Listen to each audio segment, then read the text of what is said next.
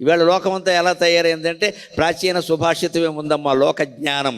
నతే మనీషిణ సంతి నతే హితైషిణక హితైషిణ సంతి నతే మనీషిణక సుహృచ్చ విద్వానపి దుర్లభో నృణాం సుహృచ్చ విద్వానపి దుర్లభో నృణాం యథ ఔషధం స్వాదుహితం చ దుర్లభం.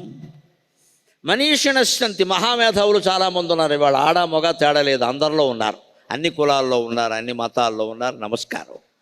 కానీ నతే హితైషిణక వాళ్ళు మన హితవు కోరుతున్నారని మనం చెప్పలేం. వాళ్ళ మేధ మనీష అస్య అస్తి ఇది మనీషి. మనీష అంటే ప్రజ్ఞ. మనిషి అనే మాట ఎలా వచ్చింది తెలుసా? మనీషి అనే మాట నుంచి వచ్చింది. సంస్కృతంలో కానీ తెలుగులో కానీ మనిషి అన్న మాట ఉండదు. మేము తెలుగు పద్యాల్లో ఎక్కడైనా మనిషి అని రాస్తే వ్యాకరణం తెలిసిన వాళ్ళు కోప్పడతారు. మనిషి అనకూడదయా, మనుష్యుడు అనాలి, లేదా మనీషి అను. మనిషి లేదండి. మనీషి అనేది వికృతే మనిషి అయింది. అంటే మనీషి అంటే అర్థం ఏంటి? మనీష అస్య అస్తి ఇది మనీషిన్. అంటే మనీష అంటే ప్రజ్ఞ, బుద్ధి. బుద్ధి ఉన్నవాడు మనిషి, బుద్ధి లేనివాడు మనిషి ఎలా అవుతాడు? గాడిద అవుతాడు. దోసలు మనిషివేనా అంటారు, అంటే బుద్ధి లేదని. మనిషి కనపడుతున్నాడుగా, 2 కాళ్ళు 2 చేతులు కనపడాలా, ఆయన బుద్ధి లేదు, అందుకని నువ్వు మనిషివేనా అంటారు. వాళ్ళు మనుషులు ఉన్నారు, మేధావులు ఉన్నారు, కానీ వాళ్ళు లోకంలో అందరి మేలు కోరతారని చెప్పలేవండి. వాళ్ళ రాజకీయాలు వాళ్ళకున్నాయి, వాళ్ళ బుద్ధి చాపల్యాలు వాళ్ళకున్నాయి. ఏదో ఒకటి వాగాలి కాబట్టి వాగుతూ ఉంటారు. దీనివల్ల ఏం గొడవలు అయిపోతాయో ఎవడో ఆలోచించరు. ఇక్కడ నా వీడియో అందరూ చూశారా లేదా, అదే కావాలి వీళ్ళ మేధావులకి. నా వీడియో అందరూ చూశారా లేదా. అంతేగాని నువ్వు రేపిన చిచ్చు ఏమైపోయింది, అది అక్కర్లేదు ఎవడికి. మనీషిణశ్చంతి నతే హితైషిణక. మేధావులు ఉన్నారు కానీ వాళ్ళ హితవు కోరతారని చెప్పలేం. హితైషిణశ్చంతి నతే మనీషిణక. మన అమ్మ నాన్న ఉన్నారు ఇంట్లో, వాళ్ళ హితైషుడు. తల్లిదండ్రి కంటే మన హితవు కోరేవాళ్ళు ఎవరు ఉంటారండి ముందు, అంతే కదా. కానీ వాళ్ళు మేధావులు కాకపోవచ్చు. అమ్మ ఈ పూర్వం రోజుల్లో అమ్మ అయితే అసలు ఆవిడ ఏం చదువుకోవాలా, 3వ తరగతో 5వ తరగతో చదివి మానేసింది. కానీ వాడు అమ్మాయి 4గురినో 5గురినో కంది, అందరినీ పెంచింది, అందరికీ వండి పెట్టింది. ఆ భర్త ఎలా చెబితే అలా వింది. ఈఎంఐలనే వాళ్ళకి తెలియవు, అసలు ఉన్న దాంట్లోనే సర్దుబాటు చేసింది. ఆయన 500 సంపాదిస్తే 500లోనే కుటుంబం గడిపేసింది. ఇవాళ 5,000 సంపాదిస్తే 5,000లోనే గడిపేసి అందులో మళ్ళీ 500 మిగులుస్తోంది. ఆ తల్లి నన్ను అడిగితే బీటెక్ కంటే ఎంటెక్ కంటే పిహెచ్డీ కంటే ఎక్కువ చదివిన తల్లమ్మ. అటువంటి తల్లులకు నమస్కారం చేస్తున్నా.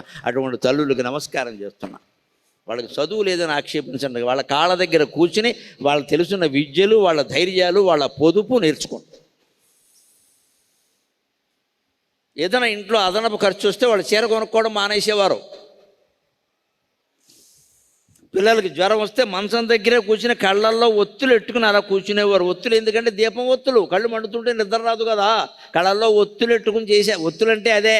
ఆ దీపం ఒత్తి కళ్ళల్లో ఉంటే కంటికి నిద్ర వస్తుందా?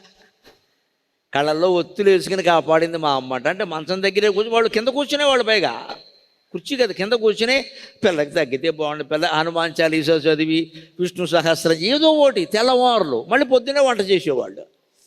అయ్యమ్మ తెల్లవారులు మెలకుగా ఉన్నామమ్మ పిల్ల కోసం కసి పడుకుంటే, ఏం పడుకుంటాం, వండి పెట్టాలి అనేవారు. శ్రమ అనిపించేది కాదు. ఇవాళ అదే డ్యూటీ సాఫ్ట్వేర్ వాళ్ళు కానీ మరొకరు కానీ ఆఫీసులో చేసినా ఇంట్లో చేసినా శ్రమ అనిపిస్తుంది. దయచేసి ఆలోచించండి. తల్లి 4 పిల్లల కోసం రాత్రి తెల్లవారులు మెలకుగా ఉన్నా సరే, పొద్దున్నే వంట చేసినా సరే ఆవిడకి శ్రమ అనిపించలేదమ్మా. ఇవాళ ఉద్యోగాలన్నీ మనకి శ్రమ పడుతున్న కారణం మనం డబ్బు కోసం చేస్తున్నాం, ప్రేమ కోసం చేయడం లేదు, ప్రేమతో చేయడం లేదు. మన ఉద్యోగం మీద మనకి ప్రేమ లేదు, కేవలం they are paying, we are serving, అంతే. అందుకే ఇంకెవడన్నా 10,000 ఎక్కువ ఇస్తాడే కానీ కొట్టాయి దూకాయి కంపెనీ మార్చాయి. ఆ తల్లి అలా ప్రేమతో సేవ చేస్తూనే ఉంది. కానీ పిల్లలకి ఈ భర్త సరిగ్గా చూడలేదనో, ఆ పిల్లలు దాన్ని గుర్తించడం. ఏ పిల్లలో వాళ్ళకి 100 పనులు ఉంటాయి, మనం గుర్తుంటాం ఏంటి, వాళ్ళు బాగున్నారు అంతే చాలే అనేవారు. వాళ్ళు బాగున్నారు అంతే చాలే. మరి ఇప్పుడు ఎవరిని గౌరవించాలండి? వాళ్ళు హితైషిణక, మన హితవు కోరారు. కానీ వాళ్ళు మనీషులు అంటే తెలివితేటలు లేకపోవడం కాదమ్మా, వాళ్ళకున్న తెలివితేటలు ఎవరికీ లేవు. వాళ్ళు మేధావులు కాకపోవచ్చు, పెద్ద చదువుకోకపోవచ్చు, అది తప్ప. ఇవాళ చదువుకున్న వాళ్ళందరూ అంత సేవ చేస్తున్నారా? అందుకే చెబుతున్నాడు పూర్వకాలపు కవి, మనీషిణ సంతినతే హితైషినక హితైషిణ సంతినతే మనీషినక. మేధావులు ఉన్నారయ్యా లోకంలో, వాళ్ళు నీ హితవు కోరకపోవచ్చు, నీ హితవు కోరేవాళ్ళు అంత మేధావులు కాకపోవచ్చు. దీన్ని నువ్వు జీర్ణం చేసుకోవాలి. ఎలాగో తెలుసా? సుహృత్య విద్వానపి దుర్లభోనున్నాం. సాధారణంగా పండితులు ఉంటారు, పండితుల్లో కూడా మొహమాటం లేకుండా చెబుతున్నానమ్మా, నేను ఆ జాతికి చెందినవాడిని. సహృదయులు చాలా తక్కువ. పాండిత్యం బాగా ఉంటుంది, శ్లోకాలు బాగా అప్పగిస్తారు, పెట్ట కథలన్నీ చెబుతారు, పొట్ట కథలు కూడా చెబుతారు. అంతా అయిన తర్వాత ఏంటంటే ఊరికే చెబుతామేటే, ఇంత చేస్తే అంతే ఇచ్చాడని మాట్లాడతారు, డబ్బు కోసం చేస్తారు. వాగ్వైఖరి శబ్దజరి శాస్త్ర వ్యాఖ్యాన కౌశలం తద్వద్భుక్తయేనతు ముక్తయే అని శంకరాచార్య తిట్టిపోశారు. ఇంత పెద్ద పాండిత్యం, ఇంత చాతుర్యం, ఇన్ని శ్లోకాలు దేనికంటే వాడు తిండి కోసం ఎడుతున్నాడు, జనం వాడికి అక్కలేదన్నాడు. ముక్తయే నతు ముక్తయే, ముక్తి కోసం కాదు, జ్ఞానం కోసం కాదు, ముక్తి. నేను సంపాదించుకోవాలి. మళ్ళీ ఇప్పుడు కార్యక్రమం పెడతావు, మళ్ళీ ఎంత ఇస్తే సరిపోతుంది. అందుకని పండితులు కూడా అందరినీ నమ్మడానికి వీలు లేదండి. సహృదయుడేనా, లేదు కేవలం డబ్బు కోసం మాట్లాడుతున్నాడా? డబ్బు అవసరమేనండి, అందరికీ అవసరమే, కానీ డబ్బు కోసం మాట్లాడకూడదు. మాట్లాడినందుకు ఏదో బాబు నేను బతకాలి కదనంటే తప్పేం లేదు అక్కడ, ఊరికేం చేయక్కల, కానీ అది ప్రధానం కాకూడదు. సుహృత్య విద్వానపి దుర్లభో నృణాం. అందుకే విద్వాంసుడైన వాడు సహృదయుడు కాకపోవచ్చు, సహృదయుడైన వాడి దగ్గర ఆ పాండిత్యం లేకపోవచ్చు. దానికి ఉదాహరణ చెబుతున్నాడు. యథా ఔషధం స్వాదు హితం చ దుర్లభం. మందు ఉంటుంది, మీరు ఇంగ్లీష్ ట్యాబ్లెట్ ఏదైనా మింగండి చేదుగానే ఉంటుంది, కానీ ఇది లోపలికి వెళ్ళి పనిచేస్తుందా లేదా? అది మందు, అది నీకు తీగా ఉండాలంటే ఉండదు, చేదుగానే ఉంటుంది, కానీ లోపలికి వెళ్ళి పనిచేస్తుంది. అంటే యువతరానికి చెబుతున్నా, ఆశీర్వదించి చెబుతున్నానమ్మా, పెద్దవాళ్ళు చెబితే చేదు మాట అయినా సరే వినండి. Mummy don't tell, mummy you don't know, ఈ దరిద్రపు మాటలు రావద్దండి. మమ్మీకి తెలియకుండానే, డాడీకి తెలియకుండానే మనం పుట్టేసామా ఈ భూమి మీద? మమ్మీ యూ డోంట్ నో ఎలా వచ్చేస్తుందో అంత తెలియమాట. పైగా కొత్తగా ఓ మాట నేర్చారు వచ్చిన, మీకు రియాలిటీ అర్థం కావట్లేదు. నీకు అర్థమైంది, రియాలిటీ షో అర్థమైంది, నీకు రియాలిటీ కాదు, నీకు అర్థమైంది. రియాలిటీ అర్థం కావట్లేదు. 70 ఏళ్ళ వాడికి అర్థం కాని రియాలిటీ 25 ఏళ్ళ వాడికి అర్థమవుతుందండి. రియాలిటీ అంటే మన దృష్టిలో రియాలిటీ షో. ఎంతకాలం వ్యవసాయం చేస్తావు, ఎంతకాలం ఈ పల్లెటూళ్ళలో ఉంటావు, వచ్చాయి షేర్లో పెట్టాయి, వ్యాపారం చేసి నాశనం అయిపో. పూర్వం అలా ఉండేవారు కాదు. డబ్బులు ఉంటే 1 ఎకరం పొలం కొనుక్కునేవాడు, 1 ఎకరం కొనకపోతే 10 సెంట్లు కొనేవాడు. క్రమక్రమంగా పెంచుకున్నారు, స్థిరాస్తులు ఉన్నాయి ఈవేళ. ఎప్పటికైనా మిగిలేది భూమేనండి, అనుమానం లేదు. ఈ అంతస్తులు, ఈ మేడలు, ఈ ఉద్యోగాలు నిలబడతాయి అనుకోకండి. అంచేత అందరికీ ఇప్పుడున్న వాడికి, మీ మేనమామ అనుకోండి, మీ తమ్ముడు అనుకోండి, మీ వయస్సులను బట్టి, మీ మనోభావాలను బట్టి మీరు ఏమైనా అనుకోండి, ఒక మాట హితవు చెబుతున్నా, మీకు ఎక్కడైనా ఆంధ్రాలో కానీ తెలంగాణలో కానీ 1 ఎకరమో 2 ఎకరాలు పొలం ఉంటే ఎట్టి పరిస్థితుల్లో అమ్మకండి అమ్మా, చివరికి కాపాడేది అదే. ఇవేవి మిగలవు, అదే మిగులుతుంది. అది అమ్మేసి ఇక్కడ ఏదో కొందాం, ఈ దరిద్రపు ఆలోచన చేయకండి, అదే మిగులుతుంది. ఎక్కడున్నా సరే, ఎంత శ్రీకాకుళం అడవుల్లో ఉన్నా సరే అమ్మకండి, అదే కాపాడేది. ఈ యుద్ధాలు, ఈ ప్రపంచంలో పరిస్థితులు చూస్తుంటే మనకి ఇవేం మిగలవమ్మా. మళ్ళీ అక్కడికి వెళ్ళాల్సిందే, బ్యాక్ టు ది పెవిలియన్. అక్కడ కనీసం ఆ 2 ఎకరాల పొలమైనా ఉంటే భార్యాభర్త అక్కడ గుడిసి వేసుకుని, అక్కడ అందులోనే గోంగూర, తోటకూర పండించుకుని, కొత్త వరి కూడా పండించు, అదే అన్నం తిని, అదే పచ్చడి వేసి తింటారు, అక్కడే పడుకుంటారు. చివరికి మిగిలేదు అదే. భూదేవిని కోల్పోతే మనకేం ఉండదు ఇక్కడ. ఆకాశం మననేమి రక్షించదు, ఆకాశం గగనం శూన్యం, అక్కడేమీ లేదు. అంచేత నిన్ను కాపాడడానికి ప్రపంచంలో మిత్రమా మేధావులు ఉన్నారు, కానీ వాళ్ళని హితవు కోరరు. హితవు కోరే నీ తల్లిదండ్రులు అంత మేధావులు కాకపోవచ్చు. అందుకని మనం ఏం చేయాలి? మేధావులు కాకపోయినా మన హితవు కోరేటువంటి తల్లిదండ్రులు, పెద్దల మాటలే మనం వినాలి ఖచ్చితంగా. వాళ్ళు మన హితవు కోరుతున్నారు కాబట్టి ఇంకేం అక్కల. ముఖ్యంగా ఇటువంటి చోట ఇన్ని 770 అపార్ట్మెంట్లో ఎన్నో ఉన్నాయని అన్న చెప్పారు. ఉండనేయండి, అసోసియేషన్లు ఉంటాయి, అన్ని రకాల సమస్యలు ఉంటాయి. ఎవరో పెద్దలు కొంతమంది అసోసియేషన్లో ఉండి నడిపిస్తారు, 10 మందో 15 మందో, ఏదైనా బేసి సంఖ్యలో ఉంటాయి. సాధారణంగా తేడా వస్తే మెజారిటీ ఉంటుంది కాబట్టి ఉంటాయి, ఉండనేయండి. వారికి మనం పూర్తిగా సహకరించాలి.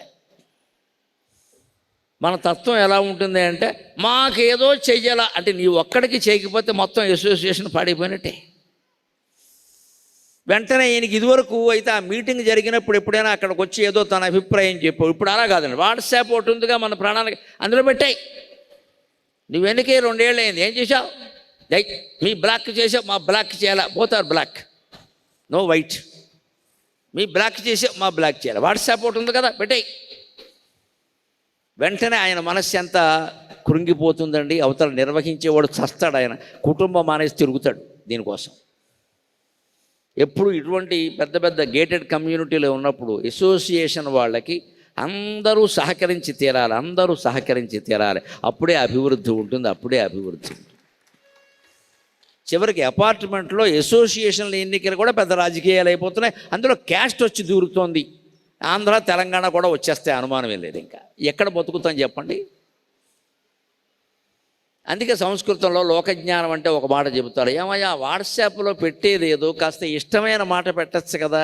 ప్రియవాక్య ప్రధానేన సర్వే తుష్యంతి జంతవక, ప్రియవాక్య ప్రధానేన సర్వే తుష్యంతి జంతవక, తస్మాత్ తదేవ వక్తవ్యం వచనే కా దరిద్రత. ఇష్టమైన మాట ఏదో మాట్లాడితే ఎవరైనా సంతోషిస్తారు కదా. ఏమండి, మీరు ఒకవేళ మనకు అసంతృప్తి ఉందండి, ఏదైనా జరగలేదని, అయ్యా అధ్యక్ష మహాశయ మీరు బాగా చేస్తున్నారు, చాలా సంతోషం, కానీ ఇది కూడా చేస్తే బాగుంటుందండి, వాళ్ళు సంతోషిస్తారు అంటే సంతోషిస్తాడు కదా.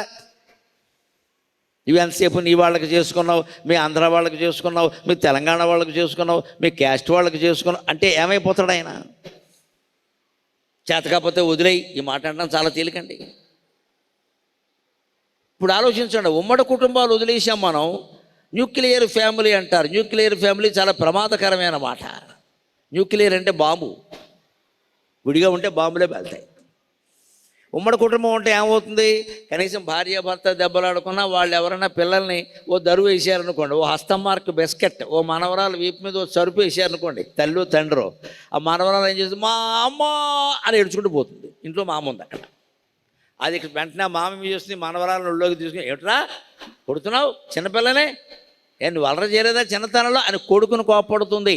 కొడుకుని చెట్టు అంత కొడుకుని వెంటనే మనవరాలకు ఏమొస్తుంది, నాన్న బాగా అంటుంది. అప్పుడు ఆ మనవరాలు ప్రశాంతంగా ఉంటుందమ్మా. ఈవేళ మనవరాలకి వెళ్ళడానికి మా అమ్మ లేదు, అమ్మమ్మ లేదు, తాతయ్య లేదు, వాచ్మెన్ దగ్గరికి వెళ్ళాలంతే కర్మ. సెక్యూరిటీ లేదంటే ఇదండి. వాచ్మెన్ సెక్యూరిటీ, పెద్ద సెక్యూరిటీ ఏజెన్సీ, ఇంతంత బిళ్ళలో 8 గంటలకు ఒకడు మారుతూ ఉండడం, ఇది పెద్ద విషయం కాదు. ఇక్కడ చంటి పిల్లలకి సెక్యూరిటీ ఉందా? వాళ్ళ బాధ చెప్పుకోవడానికి అవకాశం ఉందా? ఎవరికి ఉంది? పక్కింటికి వెళ్ళడానికి లేదు. అక్కడ ఒక్కొక్క బివేర్ ఆఫ్ డాగ్స్, ఎక్కడ అవకాశం లేదు. అందుకని చెబుతున్నాడు, ఇష్టమైన మాట ఏదో మాట్లాడితే ఆ చెప్పేదేదో ఇష్టంగా, మనకి ఇష్టం లేనిది కూడా, మనకి నచ్చని విషయాన్ని కూడా ఇష్టమయ్యేటట్టుగా చెప్పచ్చండి. ఇష్టమయ్యేటట్టుగా చెప్పచ్చు, ఏం పర్వాలా. అప్పుడు వాళ్ళు ఖచ్చితంగా వింటారు. పెద్ద ఆయన ఎవరో తండ్రి ఇంట్లో ఉన్నాడు, కొన్ని భర్త చేసిన పని భార్యకి నచ్చలేదు. మీరు ఎప్పుడు అన్నీ బాగానే చేస్తారు కదండి, మీరు సమర్థులు కదా, ఈవేళ ఎలా అయింది ఏమిటంటే ఆ భర్త సంతోషిస్తాడు. ఎందుకు చేశా, 10 ఏళ్ళుగా చూస్తున్నాను ఎప్పుడు ఇవే పనులు అంటే వాడికి మాట ఎత్తిపోతుంది. ఇక్కడ ఇంత మాట అనాలా? ఒక దాంట్లో తేడా వస్తే భార్యనైనా భర్తనైనా ఎప్పుడు బాగానే చేస్తారు కదా, ఈవేళ ఎందుకు చేసావు? కూరలో ఏదో తేడా వచ్చింది, నువ్వు అద్భుతంగా చేస్తావు కదా, ఈవేళ ఏమైంది అంటే ఏదో మా పుట్టింటి వాళ్ళు గుర్తొచ్చారు, ఏదో అయింది, ఏమనుకోకండి, ఎప్పటికెప్పుడు మార్చేస్తాను కదా అంటే అంటారండి. అది అండం మానేసి ఎలాగే చేసావు, మీ అమ్మ ఎలాగే నేర్పింది అంటే ఇప్పుడు ఆవిడ వచ్చింది రంగంలో. మనకి ఇష్టం లేని విషయాన్ని చాలా ప్రశాంతంగా చెప్పొచ్చండి. సత్యభామ కృష్ణుడిని తన్నింది. ఆయన ఏమన్నాడో తెలుసా? నన్ను తంతే తన్నేవు కానీ సత్య, నా కిరీటం నా తల చాలా బరువైనవి, నీ పాదాలేమో చాలా సున్నితంగా ఉంటాయి, నీ పాదాలు ఎంత కందిపోయాయో, ఓసారి ఆ పాదాలు ఇస్తే కాస్త పాదసేవ చేస్తా అన్నాడు. అంతే, సత్యభామ ఐసై అట్టై రొట్టై మట్టయిపోయింది అమ్మకే. దాని మీద నంది తిమ్మన అనే కవి పారిజాతాపహరణం అని ఒక కావ్యమే రాసేసాడు. కృష్ణుడు చాలా తెలివైనవాడు. అప్పుడు ఆ మాటని ఆవిడని శాంతింపజేశాడు. తర్వాత ఏం చేశాడు, తులాభారం సీనోడు పెట్టి అందులో కూర్చుని కదలకుండా కూర్చుని లేవకుండా కూర్చుని సత్యభామ బంగారం అంతా పక్కన ఎట్టించి అప్పటికీ లేవకుండా చివరికి రుక్మిణీదేవి కాళ్ళు పట్టించాడు. ఆవిడ తుడిశాకేస్తే లేచాడు.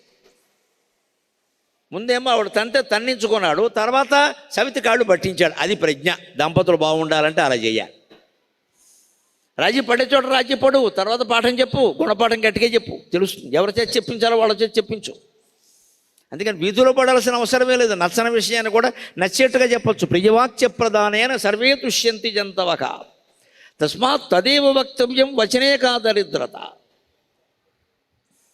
అందువల్ల ప్రియంగానే పెట్టే వాట్సాప్ మెసేజ్ ఏదో చెప్పే మాట్లాడితే ప్రశాంతంగా చెప్పరాదా? దెబ్బలాడుకునేలా ఎందుకు చెబుతావు? అప్పుడు వాళ్ళు వింటారు కదా, చేస్తారు కదా. మాటలకు ఏమైనా దరిద్రం వచ్చిందా? నువ్వు ₹1,00,000 దానం ఇవ్వాలంటే మన దగ్గర లేదు, ఉంటే మాత్రం ఇస్తామా? మాటకేముందండి? ఇప్పుడు ఇన్ని మాటలు మాట్లాడుతున్నాం, మళ్ళీ ఇంటికి వెళ్ళి కాస్త అన్నం తింటే మళ్ళీ ఓపిక వస్తూ మళ్ళీ మాట్లాడతాం. పెద్ద విషయమా?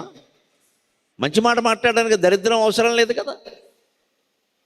అందుకే ఎప్పుడు ఇంట్లో సభ అయినా ఇల్లు అయినా పెద్దవాళ్ళు ఉండాలమ్మా. న సా సభా ఎత్ర న సంతి వృద్ధాః న తే వృద్ధా యో న వదంతి ధర్మం నాసౌ ధర్మో ఎత్ర న సత్యమస్తి న తత్సత్యం యచ్చలేనానువిద్ధం. ఎప్పుడు ఇంతమంది కలిసి ఉండే చోట ఈ 4 ఉంటున్నాయా లేదా చూసుకోవాలి. అసోసియేషన్ మీటింగులు అయినప్పుడు గమనించండి, ఇంట్లో 4 కూర్చొని చర్చించుకున్నప్పుడు కూడా గమనించండి. నా సా సభ ఎత్ర నసంతి వృద్ధాక. అసోసియేషన్లో ఎప్పుడు అంతా కుర్రాళ్లే ఉండకూడదు, కొంపలు అంటుకుపోతే అగ్గిపుల్లలు గీసేస్తారు ఆవేశం. ఎప్పుడు 60 ఏళ్ళు దాటిన వాళ్ళు 4-5 పెట్టాలి. వీళ్ళు ఏం చేస్తారు, ఇందులో ఎవడన్నా ఆవేశంతో మాట్లాడుతుంటే కూర్చో కూర్చో కూర్చో నీకు తెలియదు అంటారు వీళ్ళు. ఎందుకంటే వీళ్ళకి అన్నీ ఆరిపోయాయి. ధాతుషు క్షీయమాణేశ్వర పెద్దవాళ్ళు ఉండాలి. నసా సభ ఎత్ర నసంతి వృద్ధాః. ఏ కమిటీ అయినా సరే కనీసం 3-4 పెద్దవాళ్ళు లేకపోతే అది కమిటీయే కాదు, నో కమిట్మెంట్, తీసేయన్నారు. ఎప్పుడు పెద్దవాళ్ళు చెప్పాలి, పిల్లలు చెయ్యాలి. పిల్లలు చెప్పడం పెద్దవాళ్ళు చేయడం కాదు, వాళ్ళు చెప్పినట్టు వీడు చేయాలి. పెద్ద చిన్నకి వయసు చాలు, ఇంకేం అక్కాలి. నువ్వు బీటెక్ ఇవన్నీ ఎవడు దాల్చలేడు ఇక్కడ. నువ్వు దొంగ బీటెక్కో నిజం బీటెక్కో ఎవడో తెలిసి ఇక్కడ. అదొద్దు, వయసు ఒకటే. వయసు అయితే దాటలేం. ఎట్టి పరిస్థితుల్లో తమ్ముడు ఉంటాడు, ఆయన మహాపండితుడు కావచ్చు, కోటీశ్వరుడు కావచ్చు, ఏదైనా కావచ్చు. వాళ్ళ అన్నగారికి అవేం లేకపోవచ్చు, కానీ అన్నగారు పెద్దవాడ, తమ్ముడు పెద్ద, అంతే లెక్క. ఆ ఇంట్లో శుభకార్యం జరిగింది, ఈ తమ్ముడు కోటీశ్వరుడైనా పేదవాడైనా అన్నగారి కాళ్ళకి దండం పెట్టాలిగా. అన్నగారు వచ్చి దండం పెట్ట కదా, ఎవరు ఒప్పుకోరు కదా ఆ విషయాన్ని. అంచేత మన దేశంలో వయస్సుకి చాలా ప్రాధాన్యం. దయచేసి వయస్సును గౌరవించండి, వయస్సును గౌరవించండి. ఓల్డ్ జెంట్లిమెన్, ఓల్డ్ లేడీ, వయస్సు చాలండి. ఆవిడ 70 ఏళ్ళమ్మా, 80 ఏళ్ళు అన్నాళ్ళు బతకడమే గొప్ప, ఇంకేం అక్కర్లేదు అసలు. అన్నాళ్ళు బతకడమే గొప్ప. 30 ఏళ్ళకి కుప్పకూలిపోయేవాడి కంటే 80 ఏళ్ళు వచ్చినా గుండెపోటు రాకుండా, బీపీ లేకుండా, షుగర్ లేకుండా ఆవకాయ శుభ్రంగా ఎర్రగా కలిపి తింటుందంటే ఆవిడకు మొత్తం హీరోయిన్ కింద సన్మానం చేయాలి. ఆవిడకి అంత ఆరోగ్యం. ఇవాడు చచ్చిపోతున్నారు యువతలో, ఆవకాయ వేసుకోమంటే ఓ మోస్ట్ అయ్యి మన్నిటికీ మోస్టే. ఆవకాయ కుదరదు, పచ్చడి కుదరదు, ఏం బతుకుతావు? అందుకే సంతానం కలగట్లా. ఆవకాయ మామిడి పళ్ళు తినకుండా పిల్లలు ఎలా పుడతారండి? తినండి వేసవకాలం శుభ్రంగా.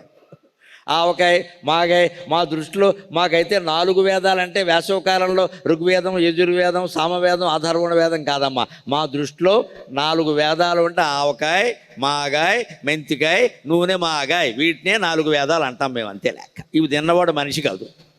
వేసవకాలమే తినాలి, పైగా మళ్ళీ చలికాలం వచ్చి తినబుద్ధి కాదు. తినాలి. నూనె మాగాయని పడతారు, నూనెలో తేలుతూ ఉంటుంది, అది ఉండాలి. నూనె పడదంటే నూనెకి తగిన వ్యాయామం చేయి, మాట్లాడు, పడు, పరిగెత్తు, అరు, నడు, కష్టపడి పని చేయి. నూనె ఎందుకు అరగదు? నూనె మానేసాం, నెయ్యి మానేసాం, కారం మానేసాం, ఉప్పు మానేసాం, చప్పటి తోటకూర కాడలా తయారయ్యాం. ఇక్కడ సంతానం ఎందుకు కలుగుతుంది? దీనికి మళ్ళీ IVF, DVF 30 లక్షలు దండగా, అదో పెద్ద మోసం. ఆ IVF కేంద్రం పెట్టిన వాడికి సంతానం లేదు, మనకెక్కడ కలుగుతుంది? ఎందుకు వస్తున్నాయండి ఇవన్నీ? ఎప్పుడు ఇంట్లో పెద్దవాళ్ళు ఉండాలి. వయస్సులోనే పెద్ద, ఇంక నువ్వే ఒక్కల. జస్ట్ ఎన్ ఓల్డ్ జెంట్ల్మ్యాన్, ఏజ్డ్ 80 పెట్టు, ఆయన పెట్టే, ఆయన పలకరించు. ఆయన అసలు ముందు ఆయన పలకరించినందుకు సంతోషిస్తాడు. నా అనుభవం మీద చెబుతున్నాను నేను, మా ఊళ్ళో ఏం జరిగింది అంటే అంటాడు. అది ఉపయోగిస్తుంది. అంచేత నసా సభా ఎత్ర నసంతి వృద్ధాః. పెద్దవాళ్ళు లేకపోతే అది కమిటీ కాదండి అది. అంతేకాదు, ఊరికే పెద్దవాళ్ళు ఉంటే సరిపోదు. నతే వృద్ధా యో ఏ నవదంతి ధర్మము. ఆ పెద్దవాళ్ళు ధర్మం చెప్పాలి, మళ్ళీ పక్షపాతంతో మాట్లాడద్దు. ధర్మం చెప్పనప్పుడు వాళ్ళు పెద్దవాళ్ళు ఎలా అవుతారు? ఊరికే వయస్సులో పెద్ద అయితే సరిపోయిందా? మరి చెట్టు కూడా ఉన్నాయి 1000 ఏళ్ళు. ధర్మం చెప్పాలి. మరి ఏది ధర్మం? నా సౌ ధర్మో ఎత్ర న సత్యమస్తి. అది సత్యం కాకపోతే ధర్మం కాదు. అది నిజమా కాదా, జరిగిందా లేదా, దాన్ని బట్టి నువ్వు ధర్మం చెప్పు. నీకు తోచిన ధర్మాలు చెబుతానంటే అలాగా నిజమా కాదా? అంతేకాదు సత్యంలో కూడా తేడా ఉంది. నత సత్యం యచ్చలేనానువిద్ధం, ఆ సత్యం కూడా కల్లా కపటం లేని సత్యం అయి ఉండాలి. చెలేన అనువిద్ధం నా, కాపట్యం ఉండద్దు, మోసం ఉండద్దు, అటువంటి సత్యాన్ని చెప్పాలి. ఆ సత్యంతో కూడిందే ధర్మం. ఆ ధర్మాన్ని చెప్పాడే పెద్దవాడు, ఆ పెద్దవాడు సభలో ఉండాలి. అలా ఉంటేనే ఖచ్చితంగా మనం అభివృద్ధి చెందుతాం.